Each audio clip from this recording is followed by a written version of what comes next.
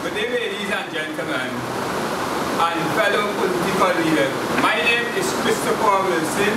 I'm doing an undergraduate degree in business and history in Trinidad and Tobago. The reason why I developed this speech is to persuade you that this is a new generation and leaders need to take a stand in terms of formulating strong policies that would lead their country to development.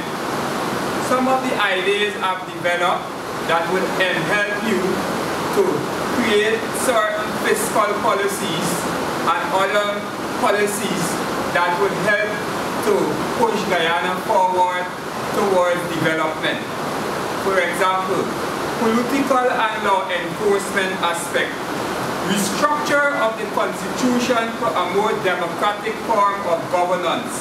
For example, revamp the status of executive president to prime minister. 2. Revamp the proportion by representation electoral system to force party posts. The reason for that is having an executive president would just create a tyrannic or dictatorial leader. And 2, having proportion by representation electoral system would just create racism. 2, make the Constitution mandatory in all educational institutions. Upgrade the judicial system both physically and technologically to international standards.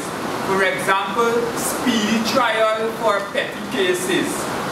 Upgrade the police service with advanced technologies to combat crime. For example, murder and drugs trade, because criminals are much educated in the 21st century on how to carry out their plans. Establishment of traffic tickets and seatbelt laws to combat traffic offenses. Educational aspect. Implement proper infrastructural system at University of Guyana Torkine campus that is compatible to international standards. Advancement in all degree programs that meet international standards. Establishment of an accreditation council to evaluate and accredit all institutions to meet international standards. Pump more funds towards medical science and technologies research projects at University of Guyana. Advance the agriculture school programs that are compatible to international standards. Environmental and social aspect. Implement proper infrastructural system in both rural and urban areas that meet international standards. For example, if the urban area is just being developed, then the mass from the rural area would migrate to the urban to live, and that would create a conflict of interest. More recreational facilities with proper infrastructural system that meet international standards. For example, athletic and football stadiums. 3. Implement of litter wards officer in the city to reduce high littering. Implementation of self-help housing scheme programs targeting the poorer class in society. For example, most of the people's income is very low, and given land only would not entice them to build houses.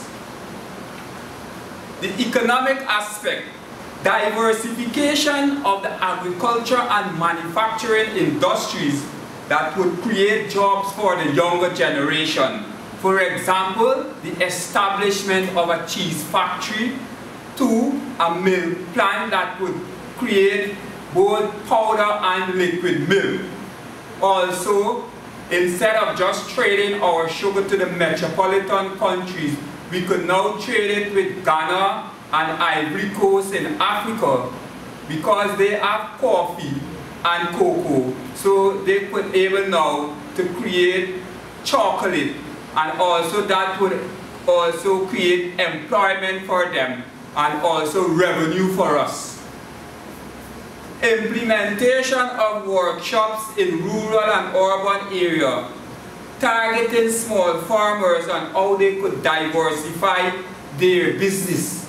So for example, since small farmers are not educated much in the agri-industry, having these programs would also educate and enlighten them on how they could carry out farming on a more international level. For example, technologies for small farmers that would enhance them to produce more products instead of traditional tools. Implementation of workshops based on entrepreneurial and innovation skills, targeting macro and micro enterprises executives. 4. Allocation of revenue must have strong fiscal and monetary policies that would bring about high growth and development in the economy. Allocation of budgetary revenue to right ministries that would create jobs for young people. Implementation of laws against price discrimination. Carry out rigorous auditing using both internal and external auditors in all ministries to detect any fraudulent activities. How government could access revenue from export. Market University of Guyana and Guyana Agriculture School internationally targeting Latin America, the Guyanas and the Caribbean Highlands by establishing an English language center. So for example, we're the only country in South America that speak English. If we market our university there, it would bring as much revenue to the economy by teaching English language. And also most of the island do not have an agriculture program that teaches agriculture science, so that's a boost for us. Develop the local health sectors that meet international standards to serve the locals and then market it internationally, targeting the Caribbean Highlands, the Guyanas, and the USA. This was only done through network marketing. For example, over 50 million people in the US do not have health insurance. So if we market our health sector, that would bring as much revenue to the economy. 3. Proper infrastructural systems at all ferry stellings that is compatible to international standards. And also implementation of big buses targeting rural areas and UG students. Implementation of the hydro system. For example, that will reduce the importation of oil and gas, which is very much expensive. Segregation of tax system. So the poorer class now will be able to pay lower tax than the richer class. Must have a well-developed research and design unit that would be able to combat these economic problems we're facing. In conclusion, to conclude, we need to have a government has good vision and foresight along with good management strategies and policies that would push the economy to development and also create jobs for the future generation. In addition, someone who knows well about free market and mixed economies, which would revalue our currency both internationally and internally, that would reduce that high cost of living in the economy and also increase export. For example, where 1 US is equal 200 Guyana dollars, having 1 US now for 100 Guyana dollars, that would be great. Also for the pounds, etc. The next point, instead of having 100 Guyana dollar for a loaf of bread, which is totally ridiculous. Now $50 would be okay, and then $10.